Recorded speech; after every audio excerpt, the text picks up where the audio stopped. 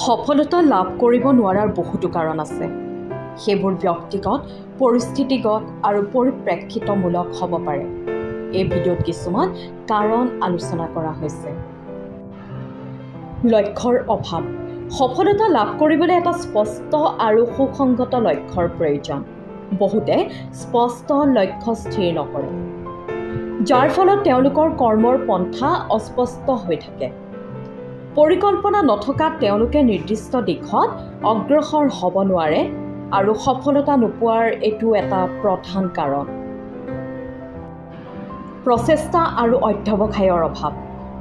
কোনো কামত সফল হ'বলৈ কঠোৰ পৰিশ্ৰম আৰু অধ্যৱসায়ৰ অত্যন্ত প্ৰয়োজন।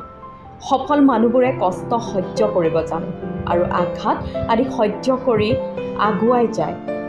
অৱশ্যে বহু মানুহে প্ৰতিজ্ঞাবদ্ধতা আৰু স্থায়িত্বৰ অভাৱত পৰিশ্ৰম কৰা এৰি দিয়ে। পৰিকল্পনা আৰু সংগঠনৰ অভাৱ। সফলতালৈ আগবাঢ়িবলৈ হ'লে এটা সুদৃঢ় পৰিকল্পনা আৰু সংগঠনৰ বিশেষ প্ৰয়োজন।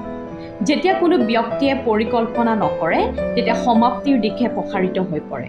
সুসংগঠিত প্ৰচেষ্টা আৰু সমন্বয়ৰ অভাৱত কামৰ ফলাফল সদায় বেয়া হয়। পৰিৱেশ আৰু সামাজিক কাৰণ। পৰিৱেশ আৰু সমাজৰ প্ৰভাৱো যথেষ্ট গুৰুত্বপূৰ্ণ। এটা অনুকূল পৰিৱেশ আৰু সামাজিক বৃত্তিয়ে সফলতালৈ আগবঢ়াত সহায় কৰে। কিন্তু যেতিয়া সমাজৰ দ্বাৰা প্ৰয়োজনীয় সহায় পোৱা নাযায়, তেতিয়া ব্যক্তিগত উদ্যমো দুৰ্বল হৈ পৰে। আত্মবিশ্বাসৰ অভাৱ। আত্মবিশ্বাসৰ অভাৱত বহুতে সফল হ'ব নোৱাৰে। কোনোদিন নিজৰ ক্ষমতাৰ ওপৰত বিশ্বাস কৰিব নোৱাৰিলে কোনো কামতে আগবাঢ়িব নোৱাৰিব। নিজকে অসমৰ্থ বুলি ভাবিলে লক্ষ্যত উপনীত হোৱাটো কঠিন হৈ পৰে। শিক্ষাৰ অভাৱ। শিক্ষাৰ অভাৱেও সফলতা অৰ্জন কৰাত বাধা আনি দিয়ে। সঠিক জ্ঞান আৰু শিক্ষা নথকাত সফলতা লাভ কৰাটো কঠিন হৈ পৰে। শিক্ষাৰ মাধ্যমে মানসিক বিকাশ ঘটায়, যিয়ে সফলতা লাভৰ পথ সুগম কৰে। একাগ্ৰতাৰ অভাৱ। সফলতাৰ বাবে একাগ্ৰতা এক অতি প্ৰয়োজনীয় গুণ। একাগ্ৰতা নাথাকিলে কাৰ্য সম্পাদনৰ সময়ত মনোযোগ বিঘ্নিত হয় আৰু কামত সফল হ'বলৈ দীৰ্ঘ সময় লাগে। সময়ৰ অপব্যৱহাৰ। সফলতা লাভৰ ক্ষেত্ৰত সময়ৰ সঠিক ব্যৱস্থাপনাৰ প্ৰয়োজন।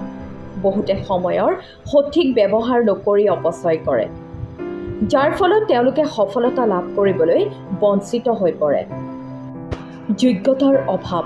সফল হ'বলৈ প্ৰয়োজনীয় দক্ষতা আৰু যোগ্যতাৰ অভাৱতো বহুতে সফল হ'ব নোৱাৰে। নতুন নতুন দক্ষতা আৱিষ্কাৰ আৰু বিকাশত মনোযোগ দিয়াটো সফলতাৰ অন্যতম মাপকাঠি। স্বাস্থ্যৰ সমস্যা। স্বাস্থ্যৰ সমস্যা থাকিলেও সফলতা লাভ কৰাটো কঠিন হৈ পৰে। সুস্থ স্বাস্থ্যই সফলতাৰ বাট মসৃণ কৰি তোলে। শৰীৰৰ স্বাস্থ্যত মনোযোগ নোহোৱাৰ কাৰণেও বহু কামতে সফলতা লাভ কৰিব নোৱাৰা হৈ পৰে।